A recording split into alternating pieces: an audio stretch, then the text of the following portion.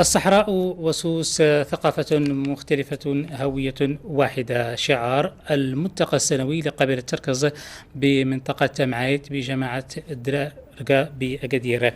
تظاهرات تضمنت عديد الفقرات والأنشطة، نتابعها مع حافظ مهدارة ومحمود الشراكي. بالنفوذ الترابي لجماعة درارقة بعمق سوس يتجدد اللقاء السنوي لقبيلة تركز، وتحديدا بمعقلها منطقة تماعيت. حضروا من عديد الربوع من داخل وخارج المملكة، والهدف تجديد الوصال وتكريس سنة التواصل وصلة الرحم وتوطيد العلاقات الاجتماعية بين مكونات القبيلة التي لا تفوت هذا الموعد السنوي. مهرجان اجتماعي وثقافي وديني، والحمد لله غادي في النوم لاباس.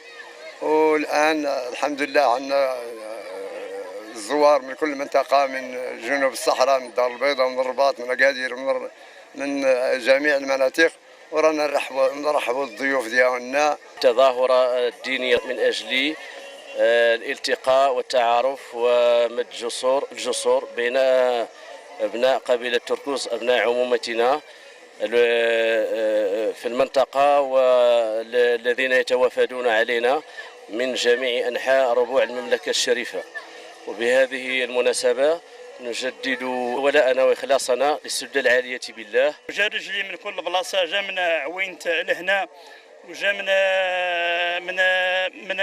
من العيون، وجاو من قليمي، وجاو من جميع المناطق باش يلقوا الصلة مع القبيلة. ولقينا الأحباب ديالنا هنا والإخوان ديالنا، ودنا معهم صلة الرحيم، ورانا فرحانين، وبغينا هذا الملتقى ديال والذي ضمني يبقى ديما مستمر.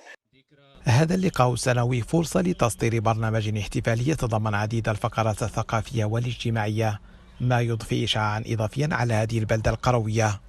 أول مرة نحضر مهرجان بحال هذا، عجبني الحال بزاف، التنظيم كان في المستوى. الحمد لله مرت الأجواء على خير، والسهرة كانت في المستوى، ونتمنى أن نرى هذا في السنوات المقبلة، ونشكر الحضور الذي جاءنا من كل أنحاء المملكة وخارج المملكة.